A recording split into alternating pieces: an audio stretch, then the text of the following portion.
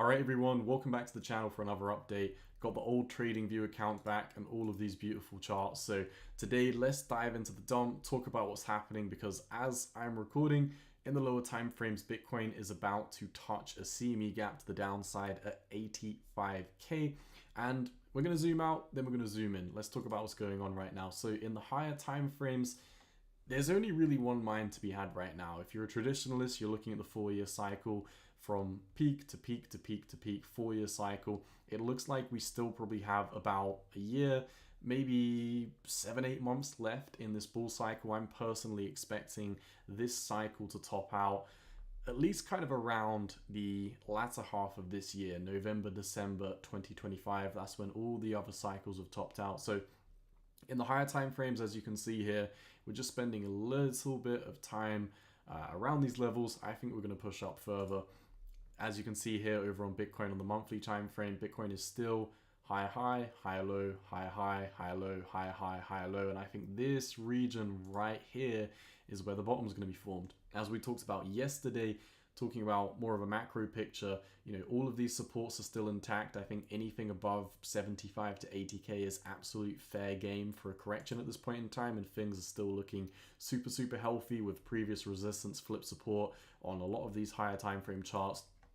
One thing to note in the lower time frames though, as you know, definitely on this channel moving more towards the higher time frames. Personally, I don't care so much about the lower time frames. I more position my investments in this market in a higher time frame structure. But for those of you who are losing your mind over this, as you can see over on the lower time frames on the CME futures, today or yesterday, kind of pushing up over the weekend, we did manage to fill this CME gap to the upside at 93, and we came all the way down, and we haven't quite filled it yet, but there is a CME gap to the downside at 85k, which in my opinion is pretty much going to mark the bottom for, you know, all cryptocurrencies, including some altcoins that we'll talk about a little bit later on.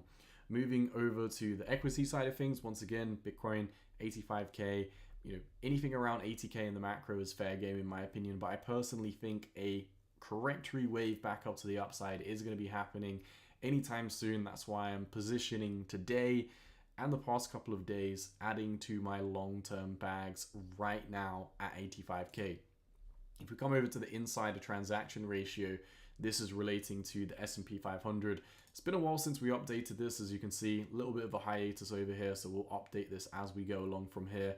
Corporate insiders, when they sell based on insider information or just based on smarter trading, they don't always time the exact top when they sell. They don't always time the exact bottom when they buy. But most of the time, if you're following this as a buy and sell type signal, it pretty much always pans out quite well. So you can see over on the insider transaction ratio, right towards the end of January, there was a massive spike in insider selling, and you can see this didn't quite mark the exact top, but it pretty much marked almost the exact top. So if you were selling when they were selling, you probably missed out on quite a nice correction to the downside. And now, you know, they're positioning themselves in the past week or so in a big bullish position. So following this, you know, if you were buying based on this, you would have missed out on, you know, a little bit of a move to the downside. However, you know, following the macro trends, which is what I prefer to do, this is probably a pretty nice signal to myself. Now, a lot of people are freaking out right now. A lot of people freak out every single time the VIX, volatility index for the S&P 500, spikes to the upside. Historically though, the VIX is basically the inverse S&P 500 with these spikes. So every single time the VIX spikes, you're going to expect a correction to the downside in equities, probably crypto as well. This is a pretty big spike to the upside. Normally doesn't last too long on the VIX. That's another reason why I think the S&P 500, which is still making higher highs and higher lows and now has more interest on the corporate insider side of things, I think is going to have a reversal. Over on the tips, not something we've covered in a very long time. iShares TIPS ETF. This is moving away from the top 500 companies on the S&P 500, and this is looking at a basket, an ETF specifically, of much smaller stocks in the US market. Now, Typically, this is much more risk on. So when the markets are very, very, very bullish, this is normally when smaller companies in the iShares Tips ETF does very well. And you can see hasn't had too much of a correction today, didn't really care. We're forming something like a head and shoulders. And if this breaks out, I think risk on assets, things like, more on the NASDAQ and the crypto side of things rather than the S&P 500 are going to do very well, but we're going to have consumer confidence come back in pretty much all markets in general. I'm not going to draw a price target of this head and shoulders because, let's be honest, absolutely none of us trade the iShares Tips ETF. Pretty much none of us trade the VIX. Pretty much none of us trade the S&P 500. We're just looking for this. We're just looking at this for clarity over on the cryptocurrency side of things. How will this affect crypto? Now, if we're coming over to the total 2, which is the total altcoin market cap, I think we're seeing a slightly different picture. I personally think if you're positioning yourself in this market at this moment in time, which, like I said, I think we've got, at best maybe 9-10 months left in this cycle to push to the upside, then I think if you're looking at the last move to the upside, I think you should probably mark out your shitcoins and your pump.fun coins, because it seems like 2020 alt season, lots of euphoria. 2024 alt season, we've kind of already seen the parabola and we're really, really slumping at this moment in time. I think too many scams, too many copy and pastes, too much regulation coming into the market, which is potentially a reason why the 4-year cycle might last longer. 4-year cycle might last another 4 years with the presidency of Trump, but who knows? In my opinion, personally, I'm not positioning myself in really, really low market cap shitcoins, at least not a bunch of them, just a few select ones that I like at this moment in time. But I really don't think the total 2 is going to have a huge move to the upside. You can see pump.fun revenue is pretty much flattened out at this point. And for myself personally, definitely kind of works with myself because I'm more on the macro side of things. I'm not really looking at small market cap shitcoins. I'm looking at my favorites. I'm looking at Bitcoin. I'm looking at Solana. I'm looking at Dupe and a few others built on top of Solana. However, even in slightly lower time frames, zooming in a little bit, I think we are pretty much at the turning point. I think Bitcoin is coming into support of the EMA ribbons. You can see we had a wick underneath this kind of pennant, bullish pennant type pattern. It looks like I mentioned, kind of 85k around where the CME gap is. I think this is pretty much fair game on where you're going to see the bottom. Now, once again, can move further, could be 80k. Might not be the end of the world, but like I mentioned, I'm buying right now. I'm buying Bitcoin right now. I'm buying Solana right now. I think this is pretty much where the bottom's going to be. I think we're coming into support on the EMA ribbons. And if we look at something like the bull market support band, which is temporarily flipped bearish, normally these type of moves don't happen for too long before you have that next move to the upside. In terms of the Solana side of things, you can also see quite a brutal correction. It's, kind of undeniable that Solana's been having a little bit of a rough time around its previous all-time high, around about $300, $280 or so.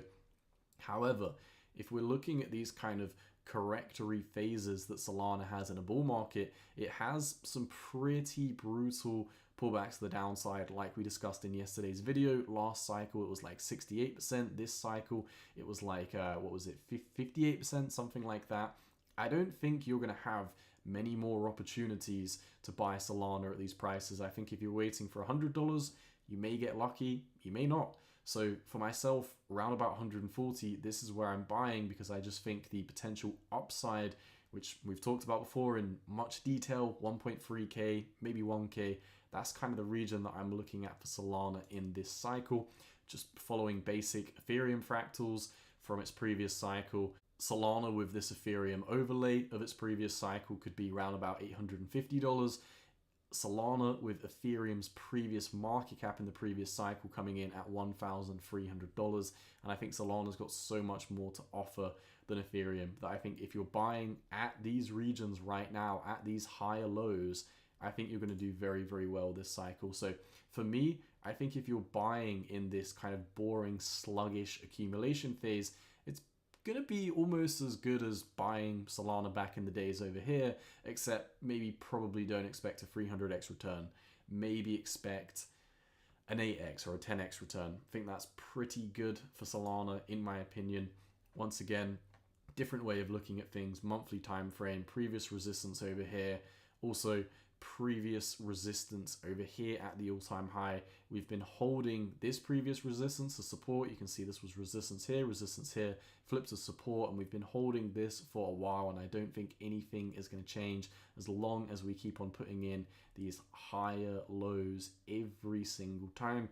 We're in this tight box at this moment in time, and I think the longer that we spend in this kind of smushed phase where we're just getting mashed against these two layers, when we're ready for that next leg to the upside, I think it's just going to be all the more implosive for Solana. So once again, not the biggest fan of looking at things in the lower time frames, but just looking at the 1 hour time frame, we are coming down to support right now, around about 140, and also considering the fact that Bitcoin is pretty much almost ready to fill its CME gap at 85,000. I think this is where the micro reversal takes place. Once again, macro, really nothing has changed.